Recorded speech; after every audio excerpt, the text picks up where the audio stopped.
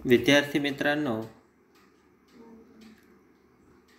श्रीमती लरातो लक्ष्मीबाई राधाकिसन तोष्णीवाल वाणिज्य महाविद्यालयाचा शिक्षक आर.डी. क्षीरसागर वर्ग 12वीच्या मराठी विषयाच्या ऑनलाईन वर्गामध्ये तुमचं स्वागत आहे. विद्यार्थी मित्रांनो,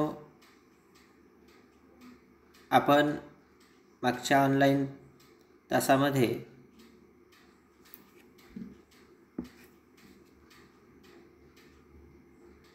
अभ्यासक्रमाचा एकंदर नवीन जो अभ्यासक्रम आलेला होता 12व्या वर्गाचा त्याचा आढावा घेतलेला होता. यानंतर जी कृतीपत्रिका आहे 12वीच्या अभ्यासक्रमामध्ये आणि ज्या कृतीपत्रिकेला आपल्याला सोडवायचे आहे त्या कृतीपत्रिकेमध्ये सगळ्यात पहिल्या क्रमांकाची कृती जी आहे ती निबंध लेखनाची असणार आहे. या निबंध लेखनाच्या कृतीला 10 गुण असतात आणि गुण घेण्याच्या दृष्टीने यासोबतच आपली वैचारिक क्षमता, लेखनशैली, कल्पनाशक्ती या सर्व गोष्टींचा विकास आपल्यामध्ये व्हावा या दृष्टीने ही निबंध लेखनाची कृती अतिशय महत्त्वाची असते.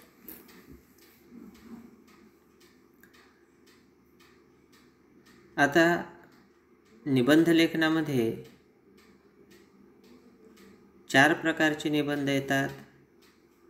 निबंध लेखनाचे जे 4 प्रकार आहेत, पहिला प्रकार आहेत वैचारिक निबंध, दुसरा प्रकार आहेत कल्पनारम्य निबंध, तिसरा प्रकार वर्णनात्मक निबंध आणि चौथा प्रकार आत्मवृत्तात्मक निबंध. असे हे निबंध लेखनाचे 4 प्रकार आहेत.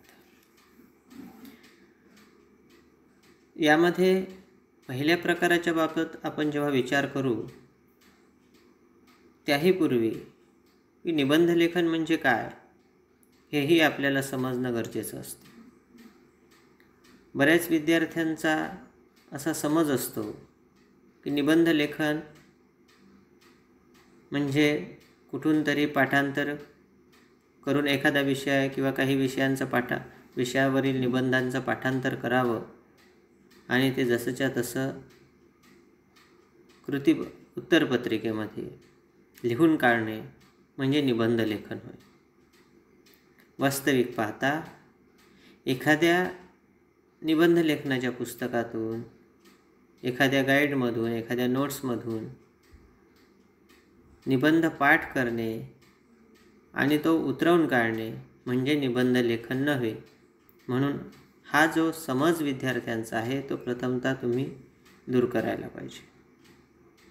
मग आता निबंध लेखन म्हणजे काय? तर निबंध लेखन म्हणजे स्वतःच्या विचारांची योग्य क्रमाने, योग्य पद्धतीने मांडणी करणं म्हणजे निबंध लेखन होय. मग दिलेला एखादा विषय असेल, मग तो कुठल्याही निबंध प्रकारामधील असेल, मग ते वैचारिक निबंध प्रकार असो, कल्पनारम्य निबंध प्रकार असो की वर्णनात्मक निबंध असो की आत्मवृत्तात्मक निबंध असो, या 4ही प्रकारामधले कुठल्याही विषयावर निबंध लेखनामध्ये आपल्या विचारांची जी काही मांडणी करायची असते त्या विषयाच्या अनुषंगाने आपल्याला स्वतःचे विचार योग्य पद्धतीने गुंफून ती मांडणी करावी लागते म्हणजेच निबंध लेखन.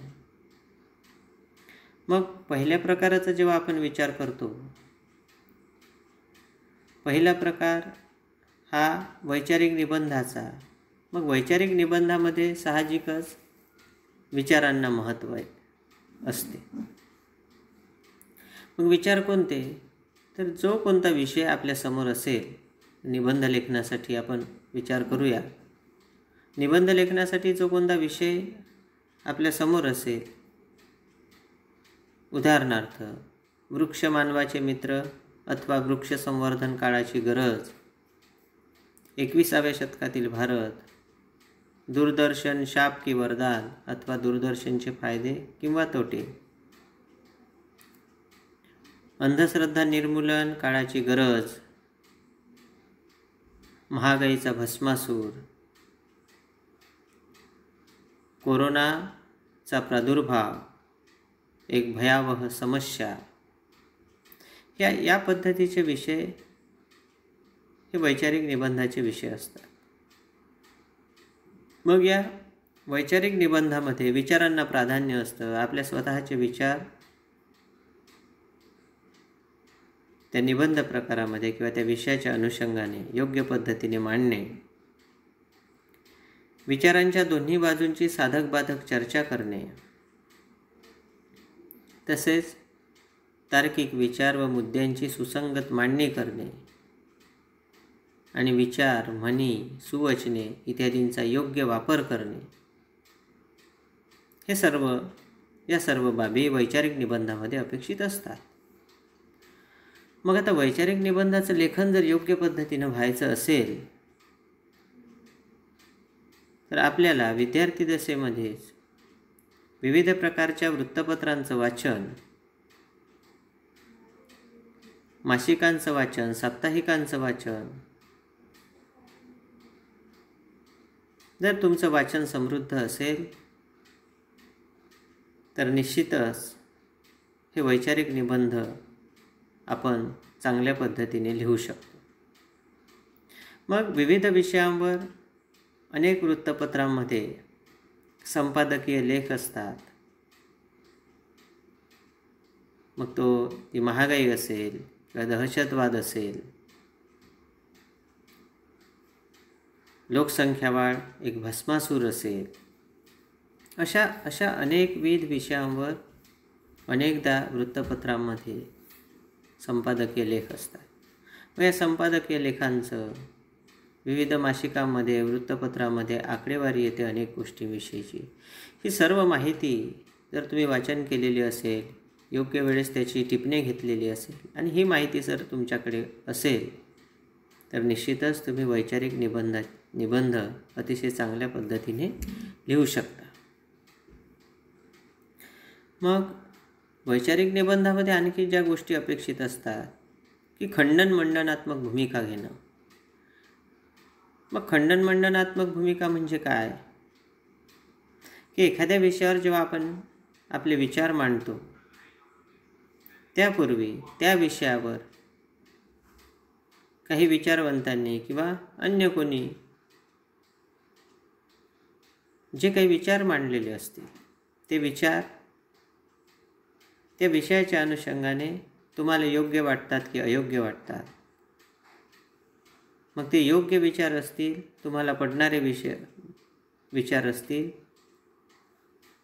तर त्याचा संदर्भ तुमच्या निबंध लेखनामध्ये घेणे. यानंतर त्या विषयाच्या अनुषंगाने आणखी जे काही विचार मांडलेले असतील ते जर तुम्हाला न पटण्यालायक असले, तुम्हाला ते तार्किक वाटत नसले तर ते विचार खोडून काढणे म्हणजे खंडन करणे. म्हणजेच खंडन आणि मंडन आणि खंडन म्हणजे योग्य विचार जे आहे त्याचा संदर्भ घेणे, त्याची मांडणी करणं आणि जे विचार त्या विषयाच्या अनुषंगाने तुम्हाला चुकीचे वाटतात, जे तुम्हाला पटत नाही, त्याचं खंडन करणं आणि मग स्वतःचे विचार त्या विषयाच्या अनुषंगाने शेवटी मांडणं. अशा पद्धतीने एक वैचारिक निबंधाचा लेखन करत असताना तुम्हाला क्रम निवडावा लागतो. मग दोन्ही बाजूंची जे काही विचार त्या विषयाच्या अनुषंगाने तुम्हाला जे विचार सकारात्मक वाटतात, जे चुकीचे वाटतात, या दोन्हीही बाजूंच्या विचारांची साधक बाधक चर्चा करून आणि स्वतःच्या विचारांची त्याच्यामध्ये भर घालून विविध उदाहरण दाखले देऊन अशा पद्धतीने तुम्हाला वैचारिक निबंध ती चांगल्या पद्धतीने लिहिता येतो. हा झाला एक प्रकार. त्यानंतर जो दुसरा प्रकार आहे तो कल्पनारम्य निबंधाचा. कल्पनारम्य निबंध त्या नावातच कल्पना म्हणजे कल्पनेच्या उंच भराऱ्या मारणं, कल्पना करणं एखाद्या विषयाच्या अनुषंगाने, म्हणजेच कल्पनारम्य निबंध होय. मग आता कल्पनारम्य निबंधामध्ये कल्पनारम्यतेला प्राधान्य असतं. एका कल्पनेमधून दुसरी कल्पना अशा पद्धतीचे एक सुसंगत मांडणी करणं, कल्पना विस्तार, विषयाला धरून व तर्कशुद्ध असायला हवे आणि कल्पनेतही तार्किकता अपेक्षित आहे. म्हणजे काय की एखाद्या विषयावर कल्पना करत असताना ती कल्पना वास्तवतेला धरून असावी. मग आता ती कल्पना वास्तवतेला धरून असावी म्हणजे काय, तर जसं उदाहरणार्थ की मला 50 लाखाची लॉटरी लागली तर, हा कल्पनारम्य निबंधाचा विषय आहे.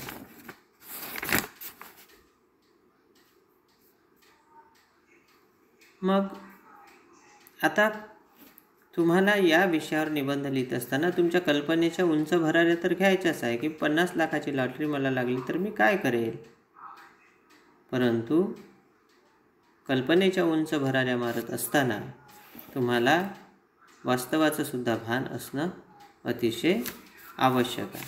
त्याचं कारण असं की लॉटरी ही 50 लाखाची लागली आणि त्या 50 लाखामध्ये तुम्ही मोठमोठ्या प्रकारे कल्पनेच्या उंच भराऱ्या मारल्या आहे की मी एक स्वतंत्र फार मोठा बंगला बांधेन, माझ्याकडे 2-3 कार असतील, माझ्याकडे एक चांगल्या पद्धतीचं मोठं शेत असेल,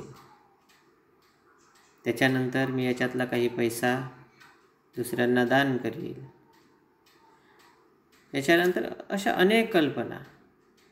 मग आता आपल्याला हाही विचार करणं आवश्यक असतं की 50 लाखामध्ये कोणकोणत्या गोष्टी होऊ शकतात. नाहीतर मग लॉटरी 50 लाखाची लागली आणि आपण कल्पना केलेल्या गोष्टी या 50 लाखाच्या कितीतरी पटीने वर गेल्या तर मात्र मग ते हास्यास्पद होतं. म्हणून कल्पना करत असताना, कल्पनेच्या उंच भराऱ्या मारत असताना वास्तवतेचं भान असणं आवश्यक असतं. याच्यात एक दुसरं उदाहरणाचा जर विचार केला, मी आमदार झालो तर, मग आता मी आमदार झालो तर मी काय करेल, मग कल्पनारम्य निबंधाचा विषय आहे. मग आपण काय काय कल्पना करू शकतो की मी आमदार झालो तर मी गावातल्या नाल्यांची सफाई योग्य पद्धतीने होते की नाही ते बघीन. त्याच्यानंतर गावामध्ये माझ्या बरोबर गाव स्वच्छ होते की नाही, गावामध्ये शौचालयाची व्यवस्था आहे की नाही हे बघेल. मी संपूर्ण देशातला भ्रष्टाचार संपवून टाकेल. ह्या ज्या काही गोष्टी आहे याच्यामध्ये आमदाराचं काम, कारण आमदार हा एक विधानसभेचा किंवा विधान परिषदेचा सदस्य असतो. मग विधानसभेचा सदस्य असताना तो निवडून येतो, त्याच्या मतदारसंघामध्ये अशी अनेक गावं असतात. मग तो गावातल्या जर प्रत्येक गोष्टीकडे, सफाईकडे, वा स्वच्छ होते की नाही, शौचालय आहे की नाही, नाल्या साफ होते की नाही, हे काही आमदाराचे कामं नव्हे. आमदाराला संपूर्ण विधानसभा क्षेत्राचं काम बघावं लागते. गावातल्या नाल्या स्वच्छ करणं, शौचालय, ते सरपंचाचं काम असतं. मग आमदार हा विधानसभेपुरता किंवा एका राज्यापुरता मर्यादित असतो आणि त्याने म्हटलं की मी संपूर्ण देशातला भ्रष्टाचार संपवून टाकेल, हे सुद्धा आवाक्याच्या बाहेर असतं, ते वास्तवाला धरून नसतं. म्हणून कल्पनारम्य निबंध लेखन करत असताना या सर्व गोष्टींचा आपल्याला भान असायला पाहिजे। यानंतर जो तिसरा प्रकार आहे वर्णनात्मक निबंधाचा। मग वर्णनात्मक निबंध लेखनामध्ये की दृश्य व्यक्ती, एखादा प्रसंग, या गोष्टींचं वर्णन वर्णनात्मक निबंधामध्ये असतं। याच्यामध्ये घटनांचा तार्किक विचार करणं आवश्यक असतं।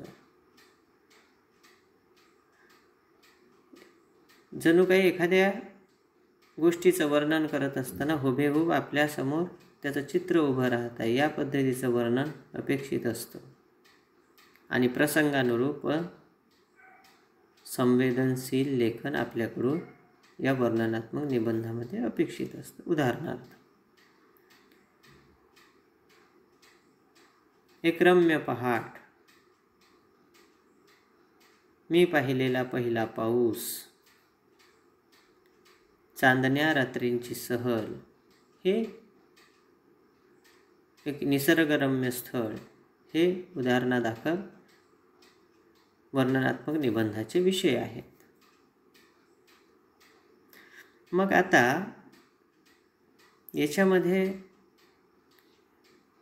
ज्या काही प्रेक्षणीय स्थळाविषयी किंवा एखाद्या रम्य पहाटेविषयी, एखाद्या प्रसंगाविषयी, एखाद्या व्यक्तीविषयी वर्णन करत असताना योग्य पद्धतीने त्या विषयाला अनुरूप भाषेचा अवलंब करून त्या पद्धतीची मांडणी आपल्याला वर्णनात्मक निबंध लेखनामध्ये अपेक्षित असतं।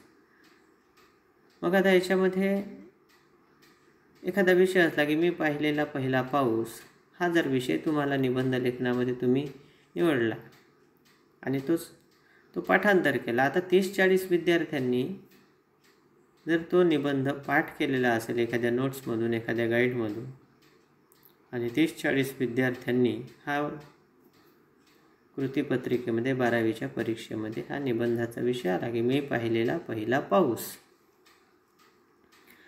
मग याच्यामध्ये 30-40 विद्यार्थ्यांनी समजा पाठांतर केलेला निबंध असला आणि त्या पाठांतर केलेला निबंध जो आहे, ज्या कोणी लिहिलेला असेल त्या गाईडमध्ये, नोट्समध्ये किंवा एखाद्या निबंध लेखनाच्या पुस्तकामध्ये, आणि तो जर पाठ केलेला असेल की मी पहिला पाऊस आला तेव्हा मी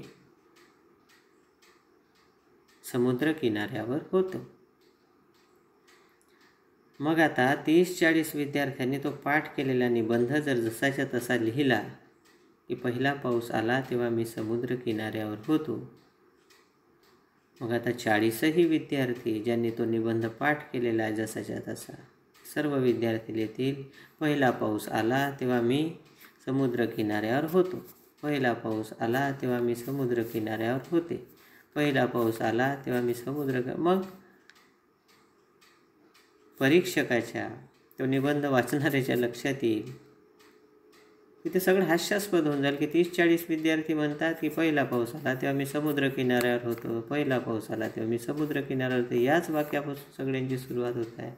म्हणजे पहिला पाऊस आला तेव्हा हे सगळे 30-40 विद्यार्थींनी ठरवलं होतं का की आपण समुद्र किनाऱ्यावर जाऊन राहू आणि आपण पहिल्या पावसाची वाट बघू, म्हणजे ते हास्यास्पद होतं आणि ते परीक्षकाच्या, वाचणाऱ्याच्या सहज लक्षात येतं की हा निबंध या लेखन करणाऱ्या विद्यार्थ्यांच्या स्वतःच्या विचारांची अभिव्यक्ती नसून तो कुठून तरी पाठांतर केलेला, भूकंपट्टी केलेला निबंध आहे आणि तो जसाच्या तसा त्याने उतरवलेला आहे, त्यामुळे तुम्हाला गुणही चांगले मिळत नाही आणि ते निबंध जसाच्या तसा जरी उतरवून काढलेला असला तरी त्याला योग्य महत्त्व परीक्षक देत नाही, कारण ती निबंध लेखन म्हणजे आपण सुरुवातीलाच सांगितलं की निबंध लेखन म्हणजे स्वतःच्या विचारांची अभिव्यक्ती, स्वतःच्या विचारांची मांडणी करणं, न की दुसऱ्यांचे विचार उतरून काढणं, आणि म्हणून अशा पद्धतीची अपेक्षा निबंध लेखन करत असताना नसते। मग चौथा आणि शेवटचा प्रकार जो निबंध लेखनाचा आहे तो आत्मवृत्तात्मक निबंध। याच्यामध्ये उदाहरणादाखल आपल्याला शौर्य पदक विजेत्या सैनिकाचे मनोगत, भूकंपग्रस्ताचे मनोगत, पूर आलेल्या नदीचे आत्मवृत्त, मी वृक्ष बोलतो, मी आत्महत्याग्रस्त शेतकरी बोलतो, मी पडका किल्ला बोलतो. हे आत्मवृत्तात्मक निबंधाचे विषय आहे. आत्मवृत्तात्मक निबंधामध्ये प्रथम पुरुषी निवेदन आणि लेखन आवश्यक असतं. आता प्रथम पुरुषी निवेदन लेखन म्हणजे काय? आत्मवृत्तात्मक निबंध. या आत्मवृत्तात्मकमध्येच आत्म म्हणजेच स्वतःचं निवेदन. मग पूर आलेल्या नदीच्या आत्मवृत्त असा जर विषय असेल तर तुम्हाला त्या स्वतःला त्या ठिकाणी ठेवावं लागेल आणि तुम्हाला स्वतःला सांगावं लागेल की म्हणजे मी जणू काही नदी आहे. शौर्य पदक विजेत्या सैनिकाचे मनोगत असा जर विषय असला तर तुम्हाला स्वतःला कल्पना करावी लागेल की मी शौर्य पदक विजेता सैनिक आहे. पडक्या किल्ल्याचे आत्मवृत्त हा विषय असेल तर तुम्हाला स्वतःला त्या ठिकाणी ठेवावं लागेल आणि जणू काही तुम्ही स्वतः पडका किल्ला आहे. या पद्धतीचं प्रथम पुरुषी निवेदन किंवा लेखन आत्मवृत्तात्मक निबंधामध्ये अपेक्षित असतं. लक्ष घटकांबाबत परकाया प्रवेश म्हणजेच तुम्हाला एखाद्या निर्जीव वस्तूमध्ये, पडक्या किल्ल्यामध्ये, एखाद्या नदीमध्ये जणू काही स्वतःला समाविष्ट करावं लागतं आणि त्याच्या कायामध्ये म्हणजे त्याच्यामध्ये जणू काही प्रवेश करावा लागतो आणि त्याला जिवंतपणा आणून स्वतः तुम्हाला ते जणू काही पडका किल्ला बोलतं, मनोगत व्यक्त करतो. या पद्धतीचं निवेदन तुम्हाला करणं आवश्यक असतं. भावना, सुखदुःखे, सवयी यांचा शोध. मग पडका किल्ला असेल तो कशा पद्धतीने आपल्या भावना व्यक्त करेल. एखादा समस्याग्रस्त शेतकरी असेल, शौर्य पदक विजेत्या सैनिकाचे दुःख, भावभावना, पूर आलेल्या नदीचा आत्मवृत्त, कुठलाही विषय असेल या पद्धतीचा तर तुम्हाला त्या ठिकाणी ठेवून स्वतःचे दुःख, स्वतःच्या सवयी, स्वतःच्या भावनांचं प्रकटीकरण एक प्रथम पुरुषी म्हणून म्हणजेच तुम्हाला स्वतः त्या ठिकाणी ठेवून तुम्हाला तशा पद्धतीचं वर्णन लेखन करावं लागतं. याला म्हणतात आत्मवृत्तात्मक निबंध. म्हणजे स्वतःच्या वृत्ताचं कथन करणं याला म्हणतात आत्मवृत्तात्मक निबंध. अशा पद्धतीचे हे चार प्रकारामध्ये तुम्हाला 12वीच्या कृतीपत्रिकेमध्ये प्रत्येक विषयावर एक या पद्धतीचे 4 निबंधाचे विषय दिलेले असतात आणि याच्यामध्ये 4 पैकी एका विषयावर तुम्हाला निबंध लेखन करावे लागतं. आपण सुरुवातीलाच सांगितलं आणि अजून सांगतो की निबंध लेखन करणं म्हणजे एखाद्या विषयावर कुठून तरी उसने घेतलेले, पाठांतर केलेले, भूकंपट्टी केलेले विचार व्यक्त करणं म्हणजे निबंध लेखन नव्हे. तर त्या विषयाच्या अनुषंगाने तुमचे स्वतःचे विचार काय आहेत, स्वतःचे विचारांची अभिव्यक्ती करणं, स्वतःच्या विचारांची गुंफण करणं, मांडणी करणं म्हणजेच निबंध लेखन होय. हे आपल्याला लक्षात ठेवून निबंध लेखनाची कृती सोडवावी लागते. तरच तुम्हाला तुमची विचारशक्ती वाढेल, तुम्हाला गुणही चांगले मिळतील. तर निबंध लेखनाची कृती अतिशय महत्त्वाची पहिलीच कृती असते. म्हणून त्या अनुषंगाने आपण हे निबंध लेखनाविषयी हा ऑनलाईन वर्ग घेतलेला आहे. बाकीचा जो अजून दुसऱ्या विषयाला घेऊन किंवा अभ्यासक्रमामधील इतर घटकांना घेऊन आपण नंतरच्या तासाला तो वर्ग घेऊ. तूर्तास धन्यवाद.